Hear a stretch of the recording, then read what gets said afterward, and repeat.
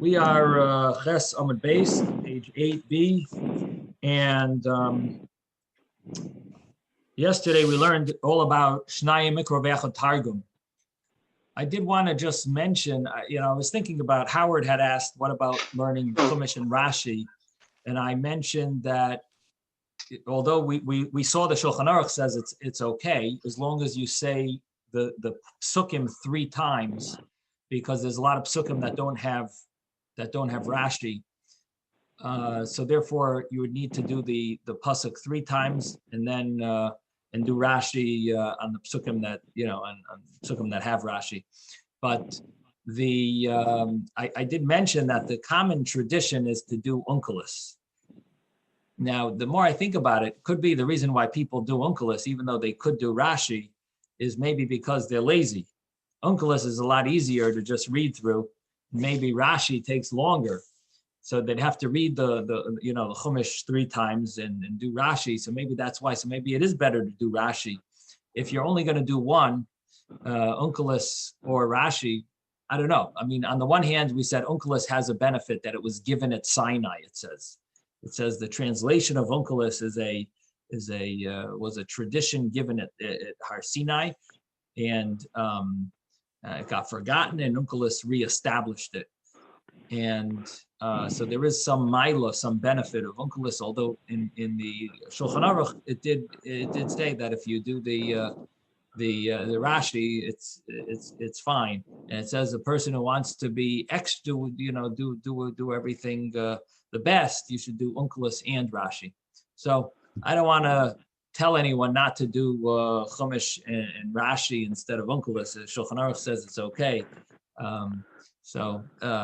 However, obviously the best is if you can do both. The Gemara, we also mentioned that there's different reasons why we're supposed to do Shnayim Mikra V'Echad Targum. The 2 reasons that are given are either because we're supposed to be familiar with the whole Torah. We're supposed to be fluent. And so every year we should try to finish the whole Torah. That's one reason.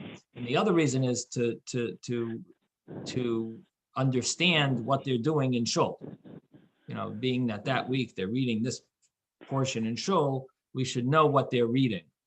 And one of the differences I mentioned was if you're supposed to do the Yom Tov, on Yom Tov, are you supposed to do the reading that they're doing on Yom Tov? I guess maybe that would also mean today, being that they read the Torah today for a fast day, Parshas Kisisa. So I guess that would be also possibly a person should do Shnai Mikra for a Kisisa on a fast day maybe. But the common minhag and it's brought in Shulchan Aruch that we don't follow that reason. So the main reason that the reason we follow seems like that it's all about being familiar with the whole Torah, that we're supposed to finish the whole Torah every year, and we're supposed to do a portion every week and be together with the community and follow through. That not only are they doing it in shul, but we're supposed to make sure that our mind learns that we bring the whole Torah into our mind, and this way every year we finish it. And every week we finish it, and ultimately every year we finish the whole thing. Then we spoke about on Tisha B'Av and the day before Tisha B'Av, that if you eat on the day before Tisha B'Av, it is considered as if you fasted. Sorry, thank you. I didn't eat my breakfast today, so. I mean Yom Kippur, that the day before Yom Kippur, and is a mitzvah to eat, and the reason to eat, we had different reasons why but one of them was that it's sort of like the meal of Yom Kippur. We're eating because it's a Yom Tov. We're supposed to have a meal, so you eat the meal before we have it on Erev Yom Kippur, because you can't have it on Yom Kippur. So it's sort of like the simcha, the simcha of Yom Kippur, or the simcha of Kaparas Avaynais, or it's or simply because we shouldn't suffer on Yom Kippur, Hashem wants us to not to be strong enough to handle Yom Kippur, and it shouldn't be painful. So ultimately, there's an inyan, a very strong, possibly a daraisa. Could be that it's. I know there's an argument if it's rabbinic or if it's biblical to actually eat on the day before Yom Kippur. The commentaries debate if it's biblical or rabbinic. I believe it's a Kesef Mishnah, but in any event, I mean, the Gemara seems to learn it from a pasuk, but it could be that pasuk is a asmachta. So whenever the Gemara learns something from a pasuk, we don't always know if the Gemara means it's really this is the source, this is the full-fledged source, or it's more of a hint in the Torah. If it's just a hint, it's called an asmachta. But the rabbis established it, and they were samech it on that hint that's in the Torah. Okay, so then the Gemara said that you shouldn't do the Torah Shnayim Mikra V'Echad Targum early. So a person might want to do it all. Let's say they'll do it all the beginning of the year and do it all in one Shabbos or two Shabbosim, to do the entire Torah, or do a few weeks in advance maybe. And the Gemara says, no, you can't do it. You're supposed to do it with the community. And we saw from Rabbi Yeshua ben Levi told his kids, make sure to finish it with the community. So you shouldn't do it early and you shouldn't do it late. There is an argument in the Shulchan Aruch, what happens if you miss Shnayim Mikra? Can you catch up? Can you do it? Can you do it afterwards? So that actually should also be based on the two reasons that I mentioned earlier. If the purpose of doing Shnayim Mikra V'Echad Targum is all about knowing what the shul is reading, to understand what they're reading, to be with the community. So once it's missed, you're not really participating in the communities. You already missed out. But if the purpose is to learn the whole Torah every year, so finish it by the end of the year. You'll finish the whole Torah. Of course, it's preferable. It's meant that you should do each Shabbos and do it in the right time. But at least you're finishing. The goal is to be familiar with the Torah. So you're being familiar with the Torah, even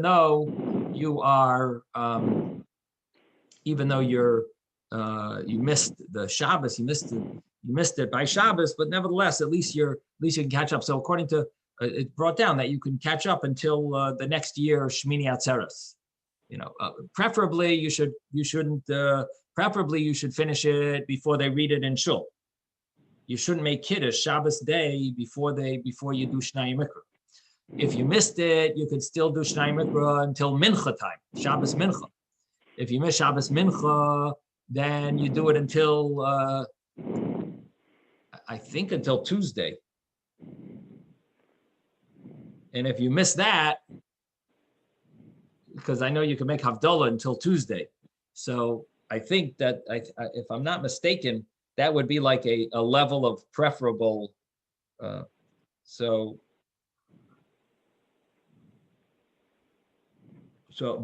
the truth is I should look it up. Let me just pull it from another.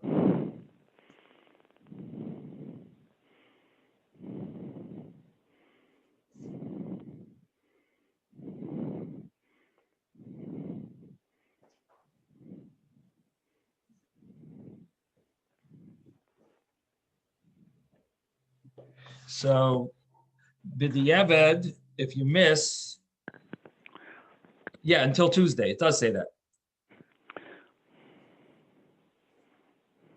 You have until Tuesday, and in some say b'diavad you could finish it until Simchas Torah, because that's when we finish the whole Torah.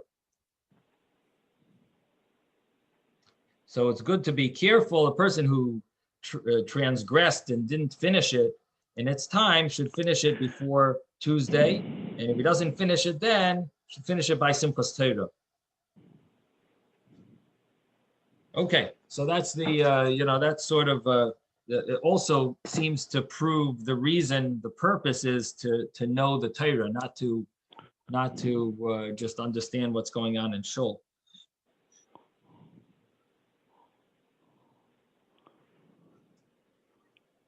So we're going to start now on Ches Amud Beis, page 8b, and we're about 15 lines from the top.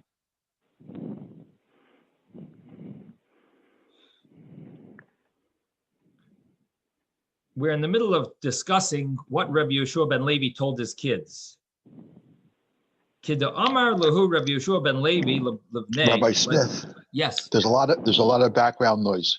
Okay, let me mute everyone. Kida Amar Le Rabbi Yehoshua ben Levi Levnei, like Rabbi Yehoshua ben Levi told his sons, Ashlimu Parsha Yosaichu Imat Tzibor, finish your parsha with the community. Shnayim Mikra v'Yechad Targum, 2 times the Chumash and once the Aramaic translation called Unkelos. V'hi Zaharu B'varidin, and he said a second thing. He told his kids, be very careful about the Varidin. Varidin are blood vessels. That be careful about them. Rabbi Yehuda, like Rabbi Yehuda's opinion. That we should be extra careful and follow even Rabbi Yehuda's opinion, even though the rabbis argue, but we should follow Rabbi Yehuda's opinion.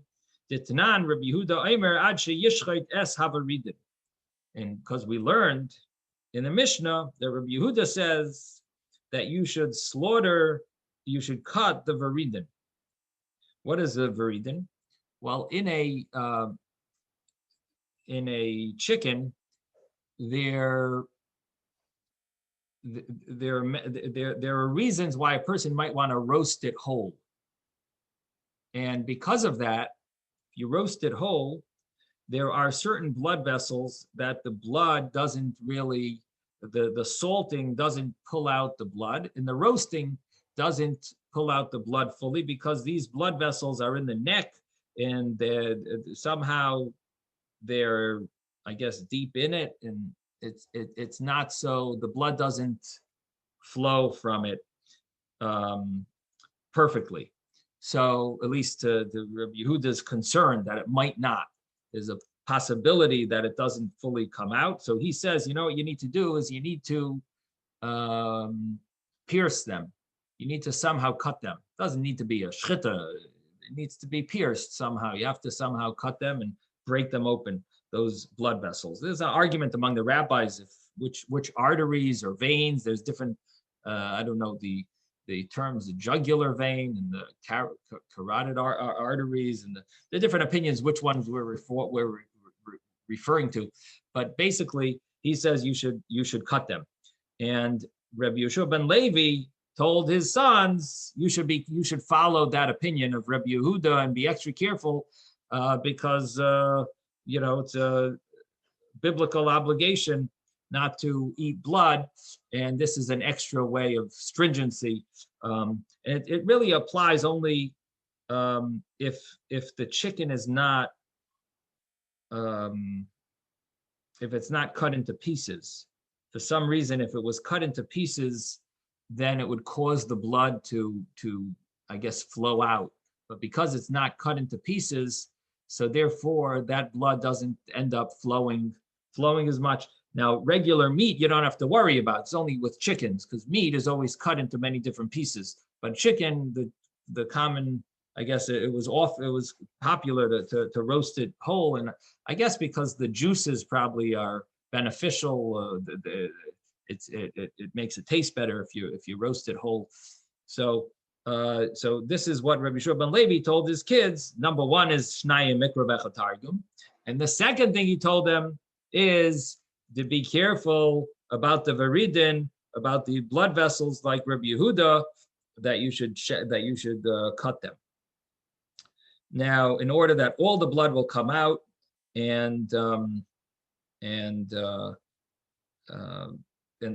this way, with no questions. Now, Zaharu, and he also said you should be careful. Zaharu, bezakein sheshachach talmuda. Be careful to honor an elder that forgot his learning. That an elder that forgot his learning, you should be careful that you still honor him. So even though he doesn't have the Torah that he had, but you should be very careful to hizaru. Be careful to honor him. That he forgot his learning machmas oinsoi because of against his will. In other words, it wasn't that he intentionally allowed himself to forget his learning. He just never reviewed anything. Would be like a way of intentionally forgetting your learning.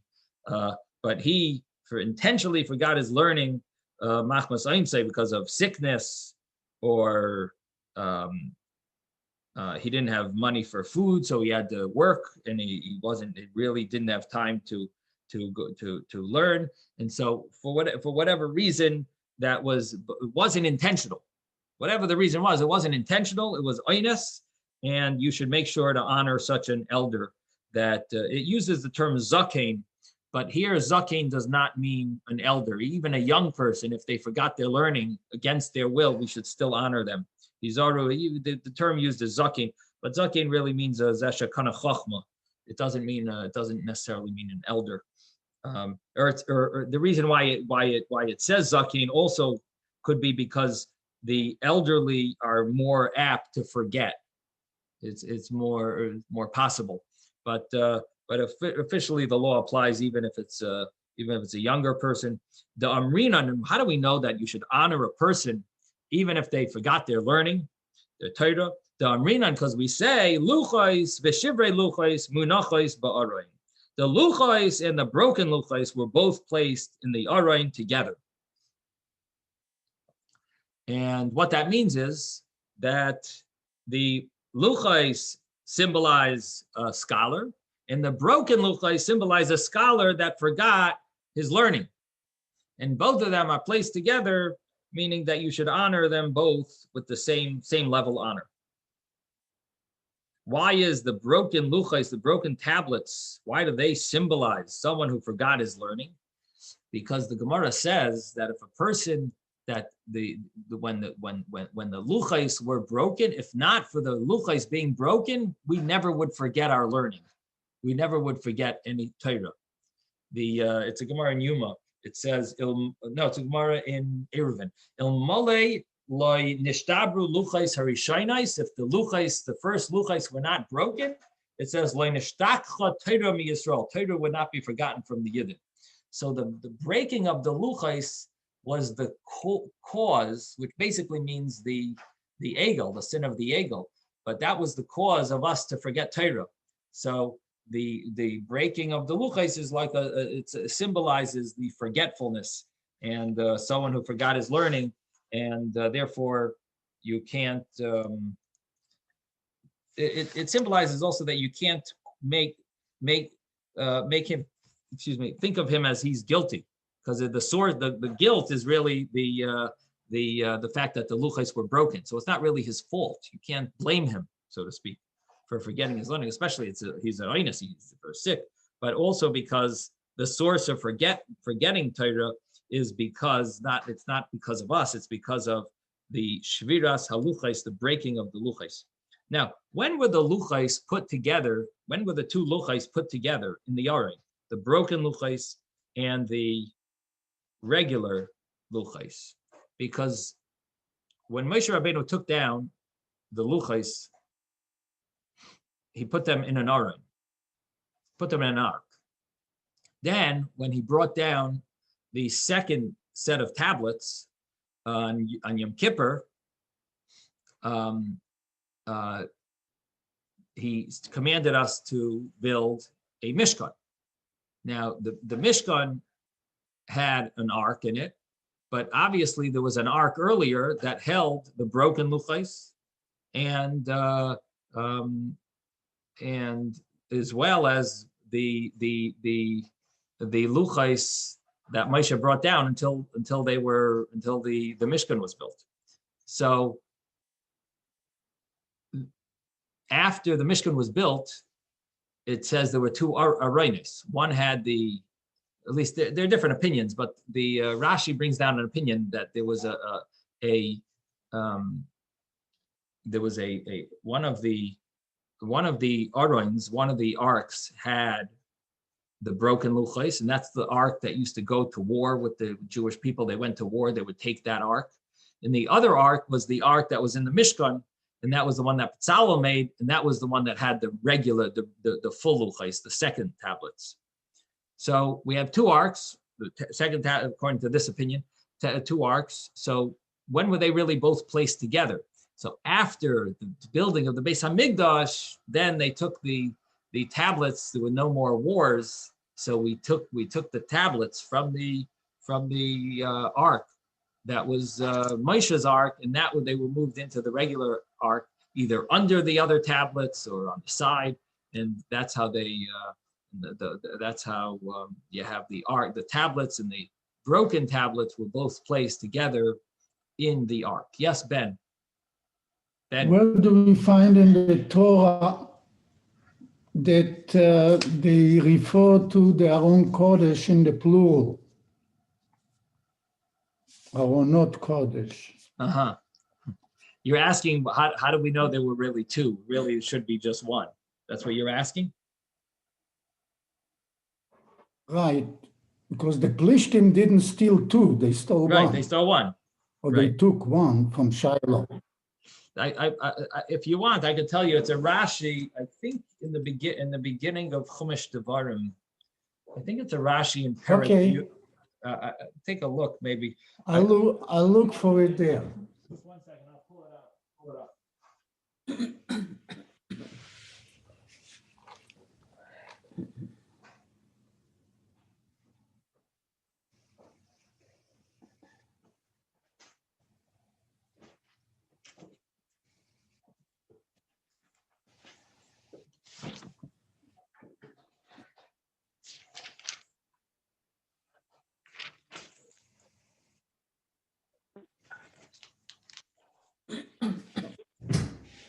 Hi. So it says about the second tablet, Pashas Ekev. It says, "Ba'esahi Amar Hashem Eli Psalacha Shnei Luchos Abanim Krishanim." So Hashem told me to carve out the two luchos like the first ones. Va'alei Eli Hahara Va'asisa Lucha Arayin Eitz. Come up to the mountain and make for yourself an Arayin Eitz. Yeah. So. Ba'esahi, at the end, so Rashi says over there, the end of the 40 days, Hashem told me this. And afterwards, make for yourself an aron. And I made the aron first, so that when I come down, and the luchos are in my hands, where am I going to put them? Now, this is not the aron that Betzalel made, because the Mishkan, they weren't commanded to do until after Yom Kippur. When he came down from the mountain, Hashem commanded him about the Mishkan, and Betzalel made the Mishkan, and he made the Mishkan first, and afterwards the Aron and the Kalim. So it comes out that this is a different Aron, and this is the one that went to war, that they went out to war, and the one that Betzalel made didn't go to war. Only in the days of Eli it went to war, and they got punished for it. So in the days of Eli, they were punished, it got captured. But the other Aron was the one that used to go to war. So the common understanding is temporary. What? It was a temporary Aron. Temporary Aron. So the understanding is that the broken luchos ended up staying in Moshe's Aron, and the second set of luchos ended up being in Betzalel's Aron. But then later on, they moved the broken luchos into the Dvarim Perek what? What is that? Dvarim Perek what? Perek Yud, Pasuk Aleph. Yud. Thank you. Okay.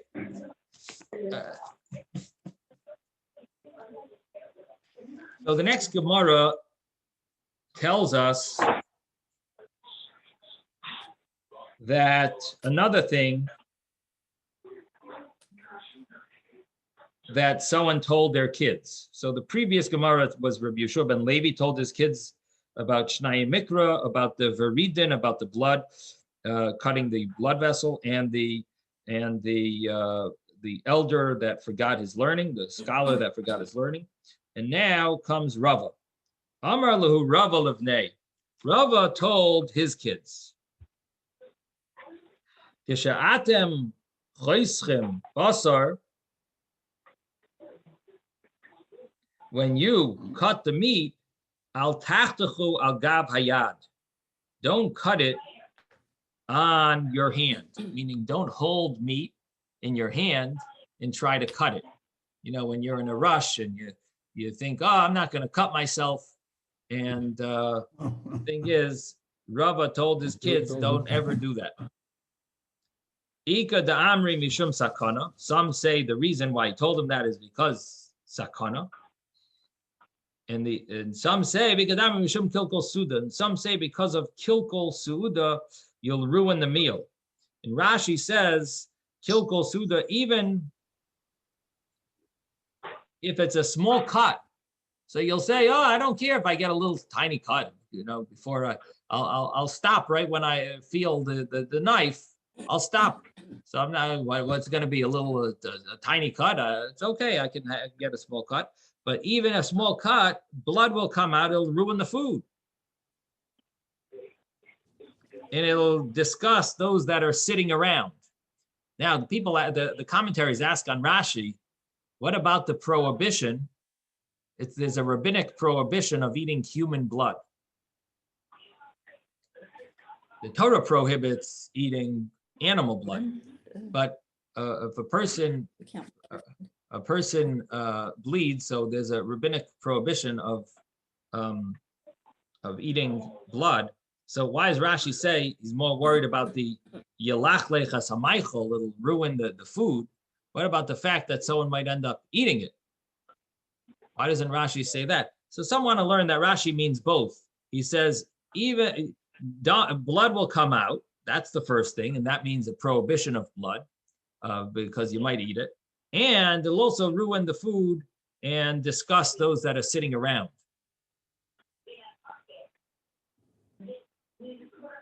I guess you could probably say that once the blood comes out, no one's going to eat it. So it's more kilkul suda than prohibition. No one's really eating it. They're just gonna put it aside. Maybe that's what it means. I don't know. Maybe in the olden days. Rabbi? Yes, Ben. I see that he's saying al gavayad, not al kafayad. Ah. Not to cut on the back of your hand, not in your hand. Uh-huh. There is more veins on the back of your hand. Uh-huh. That's a good question. See,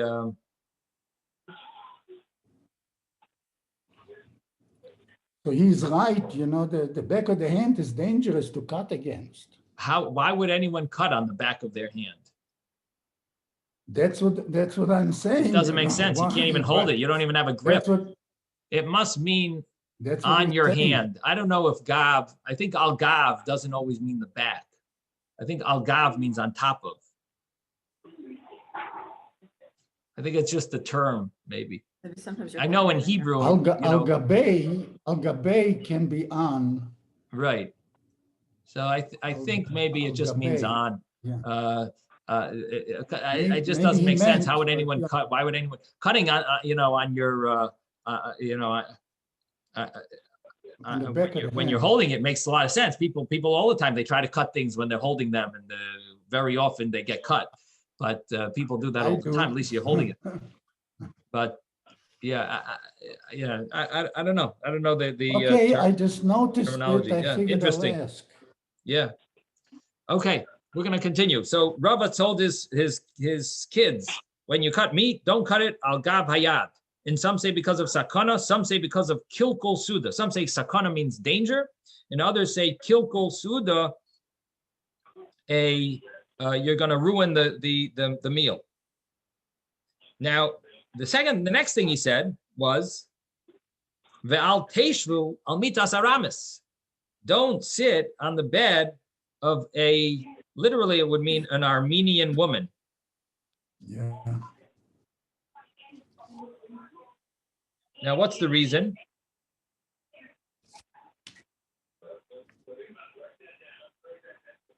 So we'll soon see. We're going to soon see. Yeah.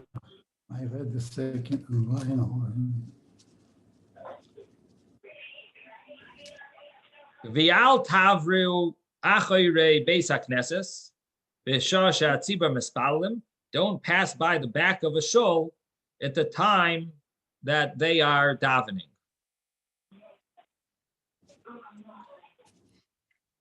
So, what do these things mean? Val teishva mitas aramis, when it says don't sit on the bed of an Armenian woman,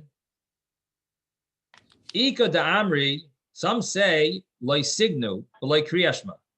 It means don't go to sleep without saying Shema. That's what it means.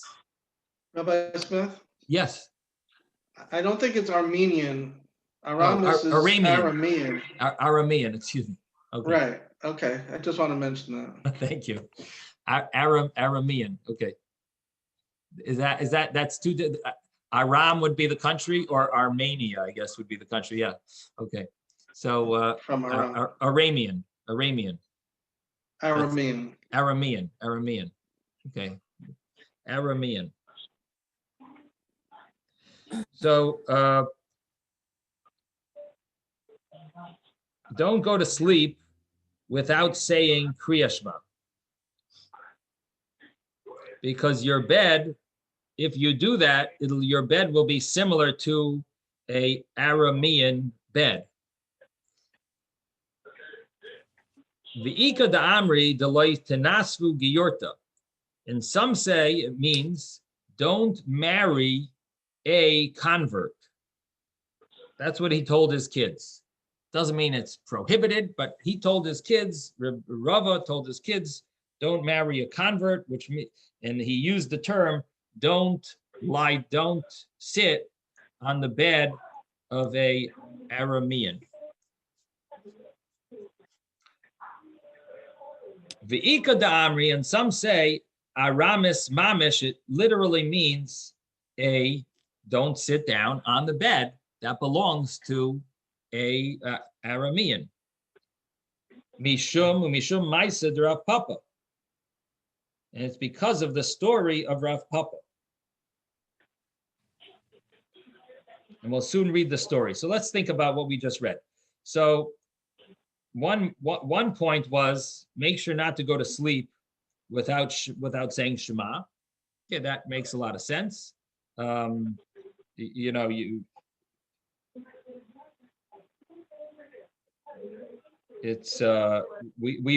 learned earlier about how going to saying Shema causes any negative forces to be destroyed. We've learned how important it is to say Shema. So he said, make sure always to be a Yid and say Shema, and don't act like don't make sure your bed is not the bed of a Aramean. Now he said, don't marry a Geiris. And what's the reason? Why would he have told his kids not to marry a Geiris? So one point is that a Geiris, someone who's a convert, being that they have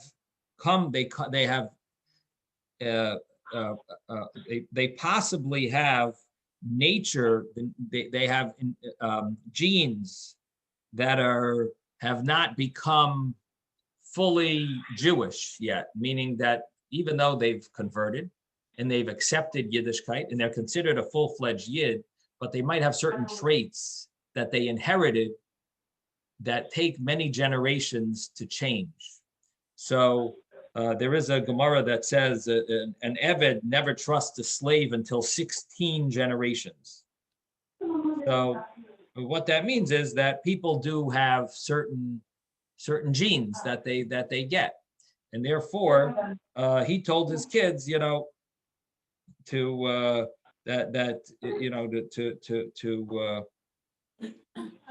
make sure to not marry a convert because of those genes that could be there. Now, it could also be that there's a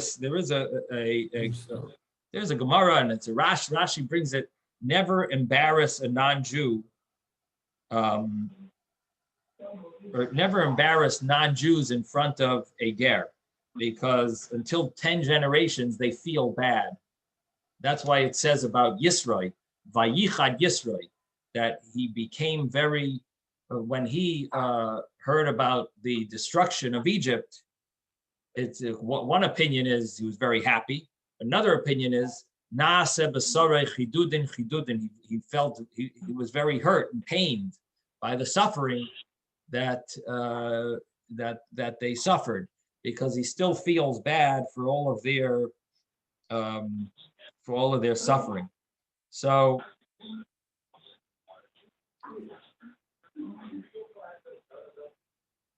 if you marry a non-Jew, you have to deal. If you marry a convert, you have to deal with two things. Number one is any tzaras that we have, they're gonna be suffering, and also any tzaras that the goyim have, they're gonna be suffering. So yeah, you're in for a life of sadness, because no matter who's winning, that's what it sounds like. That, in other words, why shouldn't you marry them according to this opinion? Because that means that any bad thing happens to the goyim, they're going to be sad, and any bad things that happens to the yid, they're going to be sad, of course. So, or you have to be very sensitive, maybe not to say anything in front of them. Maybe that's what it means. So basically, Rava tried to save his kids from having to deal with this extra area of sensitivity.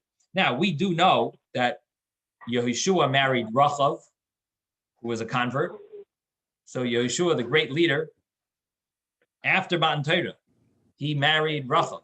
It's not like before Matan Torah, everyone married. You can't really say anything. But after Matan Torah, Yehoshua married Rachav, and we also know that Boaz married Rus.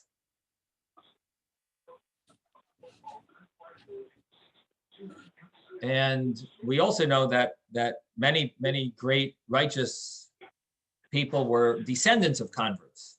So it's not really saying anything negative about converts, but it is, it's just saying a certain sensitivities that they have that a person would need to deal with. And he told his kids, that for them, they should, he didn't say anything about marrying the descendants of a convert. He just said, don't marry a convert, which meant that,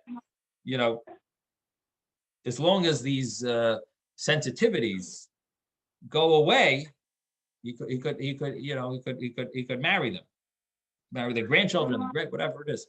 Now, so that's with regard to marrying converts. The Gemara now says the story of Rav Papa, that don't sit on a bed of a Aramean. Did I say it right? Aramean. Okay. It takes me a while to pronounce words right after I'm used to saying it wrong. Okay, so this, what's the story of Rav Papa? The Rav Papa Ozal Lagabe Aramis. Rav Papa went to this Aramis. Mita. She brought him out of a bed to sit on. Amar Allah, shave. She said to him, sit. Amar Allah, he said to her, Eini yoshev, I'm not going to sit. Ad shetagbihi yasamita, till you lift up the bed. Lift up the bed. Let me see what's under it. Higbia esamita. She lifted up the bed. Umatzu sham tinoik mace, and they found there a baby that had died, and it was under the bed, a dead baby. And what she wanted to do was create a blood libel against Rav Papa. She was going to claim, look at what you did. You killed a baby in my house. And who knows what could have happened from that. Now, there are other sources. There's a source from the Goinim that the story was that there was a non-Jew that owed Rav Papa money. And he either didn't have the money to pay or didn't want to pay. So he told Rav Papa to come to his house so he could pay him. And Rav Papa came and he told Rav Papa, here, sit down, and Rav Papa said, I'm not going to sit until I see what's under the bed. And they lifted up the bed and there was this baby, this is the story, a dead baby. And what the point of the story is that Rav Papa realized that what the man wanted to do was to get out of paying the money that he owed by claiming, look at what you did. You killed, would put him in prison and then never have to pay him. So Rabbi Smith. Yeah. Why is the warning only for an Aramean woman? Why isn't it just general and Aramean?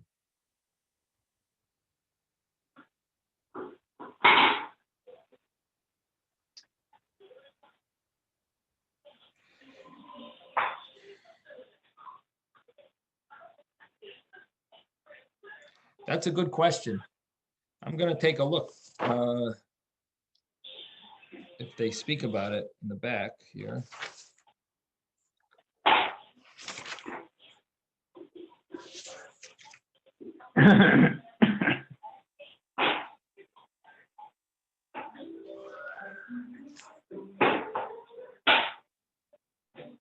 Rabbi, Yeah. I have a question related to that.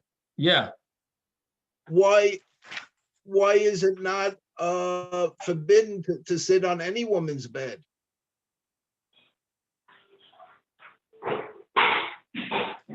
So again, we're talking about the problem. They lived in a community that was the Aram people, or they called them Goyim. It was just a term for Goyim, probably. So it applied to all the Goyim, but it didn't apply to Yidden. It applied to Goyim because the Goyim were harassing the Yidden.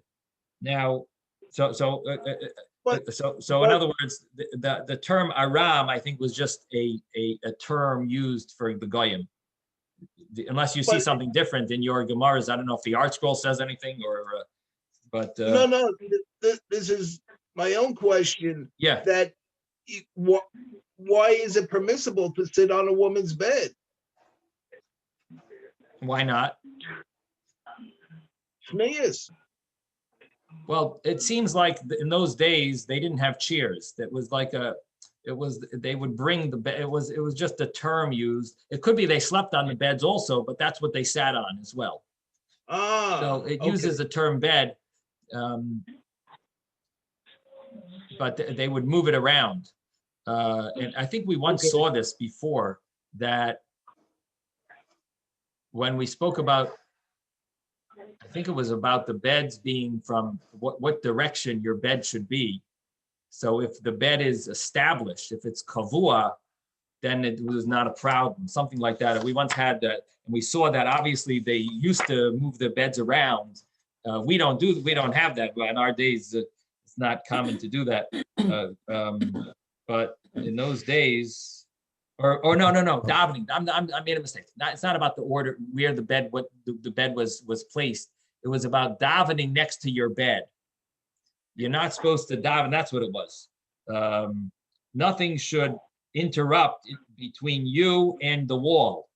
So we spoke about what about a bed, and it said. So I think that's where it came up. If the bed is more, if it's concrete, if it doesn't get moved around, or if it gets moved around. Milsa de kvia, like an aron b'teva, is not a problem, but mita is not called kavua. That's what we said. So you really shouldn't have anything between you and the wall. And in those days, a mita was not kavua, was not set into place. So that's the idea. It's like a chair. It seems like they used it as a chair. That's how they used to sit in those days. So, okay. So now the other question about the why is it a aramis and not just in general? Is an extension of Yehuda's question. Why was he by himself with the woman? So obviously there are leniencies of how to get around yichud. Like for example, if the front door is open, so obviously it wasn't a scenario where it was an isser of yichud. So it's not really an issue. Rabbi, Yeah. I see that it says Otzia lo mita. She Okay. took out the bed for him. If she took it out, how didn't they see that the baby before he said to raise it? Listen, when someone's sly and they know how to hide the baby in the bed, and then the baby, whatever in the bottom, and Yeah. the baby, they know how to do it. Okay. Don't ask, that's for the sly people know what they're doing. They know their business.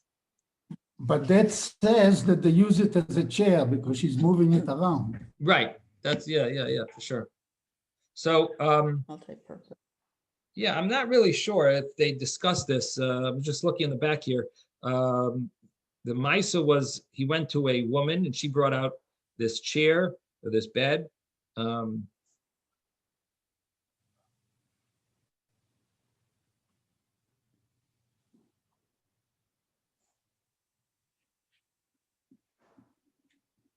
Oh, the story that I mentioned, it's actually a little different. The way it's brought in Rab Nisan Goyen, he brings the story, the Goy borrowed money from Rab Papa. He didn't have from where to return the money. And when he saw the Goy, when the Goy saw that Rab Papa was pressing him for the money, so the Goy wanted to make a blood libel on Rab Papa. So he made this whole plan in order to save himself from paying the debt. And the guy took the dead child and he put it on his bed and he covered it over with clothing in order no one will realize. And he invited Rav Papa to his house to get his money. And when Rav Papa entered, the guy said he should sit on the bed. Papa said, Rav Papa checked the bed before he sat on it. He found this baby dead there, hidden under the clothes. And from that moment on, the rabbis prohibited to sit on a bed of an aramis with name Maisazet. Now, maybe it just uses the term aramis. Oh, I think that according to this story, you would translate it differently, I think. That aramis doesn't mean a female, it just means of a Aramean. I think that's the answer to your question, meaning that according to maybe the they way you mean would, the bed is Aramit. right, the bed of in other words, mita is a female. It's a female word. It's not a masculine word in Hebrew. So the mita aramit would mean, like Ben just said, that the bed is an Aramean bed. Aramean bed. Aramean, Aramean bed. Aramean bed. Aramean bed. So that's a good question, but I think that's the answer. That it's the bed. It's a bed. It means both. Now, the way we were learning the other explanations, it would actually mean a female, because if it's talking about marrying a geyres, means it's the female is from Aram, and not going to bed without Kriya Shema. According to that, you'd also have to learn that it means the bed of a. It doesn't mean a female; it could mean a male. Yes, Rabbi. Yeah. Doesn't Arami also mean like liar or trickster? Right. So maybe that could fit in with the other way of the story, that you shouldn't sit on a bed with somebody who's maybe trying to trick you, or a liar. Right.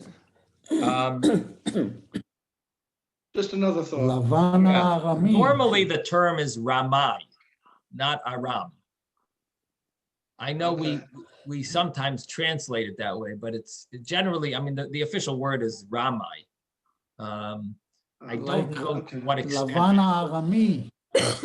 What? Lavan Arami, but he came from Aram. He came from the city of Aram.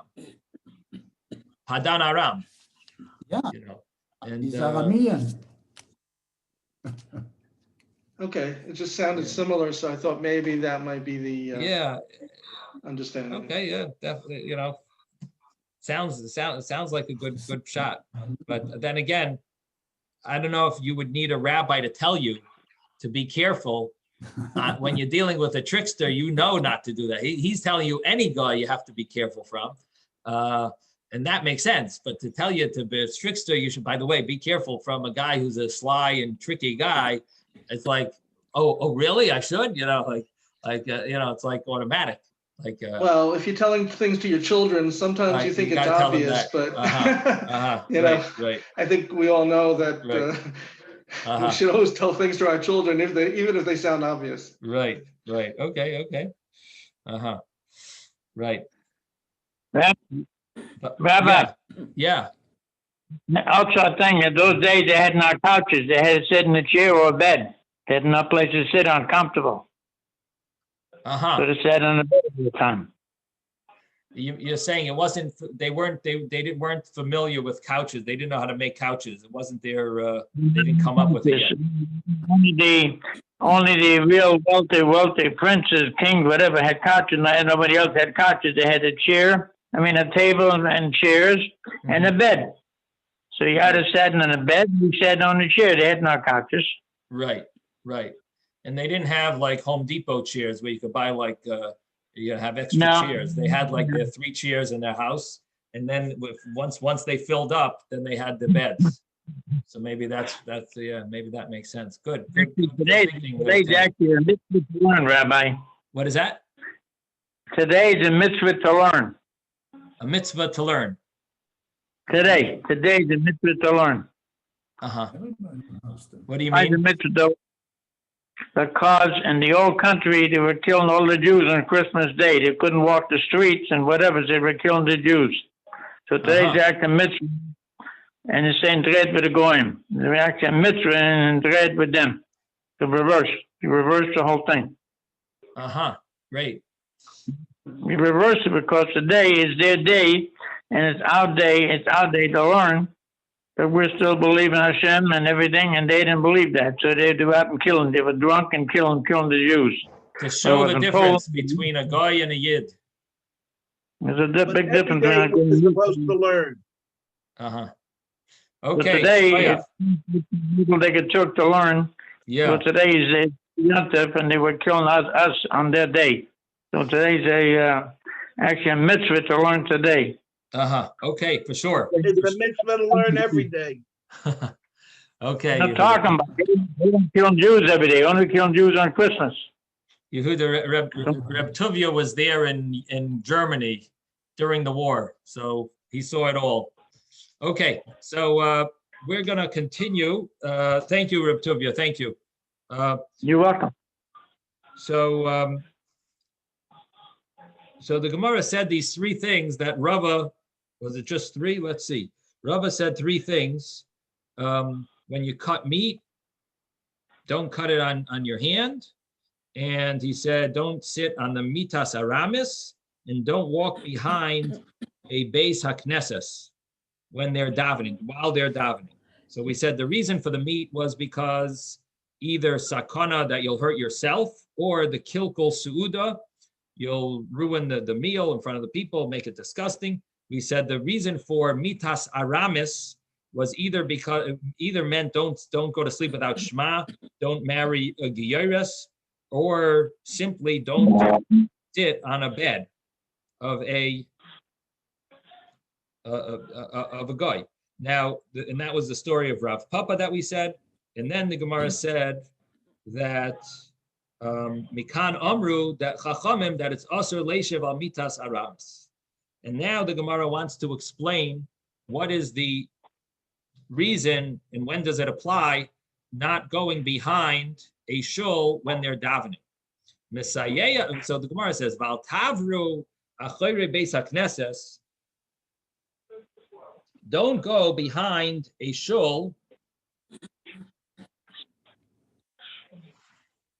when the community is davening, when the congregation is davening. This is a proof Le Rabbi Yeshua ben Levi, to the statement of Rabbi Yeshua ben Levi.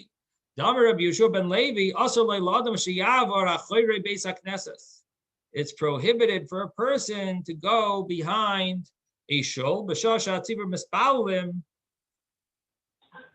So in other words, when they're davening, if you go by and you just walk by it, it looks like you are disagreeing with what they're doing. You look like a kaifer, someone who denies Hashem, and it's a embarrassment to the shul because you're going by the entrance. When we say the back of the shul, we're talking about the entrance, the opposite side of where they have the arain. So and you're going by the entrance, and you're not going in. So it looks like you are just, you're disagreeing with those that are davening. And I see it's brought down that even when they're not doing Shemona Esrei, even when they're just doing, the beginning preliminaries in the Psukkah de Zimra and Shema, Kriya Shema, now, however, this doesn't apply in all cases. Amra Abai loy v'loy amran ela deleka pischa achrina. It's not said only if there's no other entrance. But if there's aval ika pischa achrina less lambak, there's another entrance, it's not a problem. And also v'loy amran ela deleka bekanishta achrina, that this is only applies if there's no other shul in that city. Aval ika bekanishta achrina, if there's another shul in that city, less lambak, it's not a problem either, because it doesn't look like you're refusing to go to this shul. You're probably going to another shul. And we never said this. You're not only if you're not carrying a load.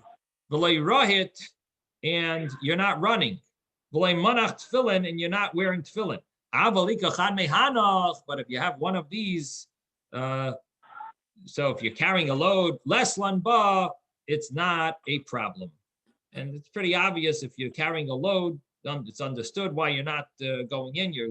You're bringing the load somewhere. If you're running, it looks like you're in a rush to go somewhere. You're not intentionally refusing to enter the shul. And if you're wearing tefillin, you're obviously busy running after a mitzvah, and you're not being mavatel davening, tefillah, because the proof is that you have your tefillin on you. So all of these things show that you're not, against davening, and therefore it's not a problem. Okay, we're going to conclude here. I should mention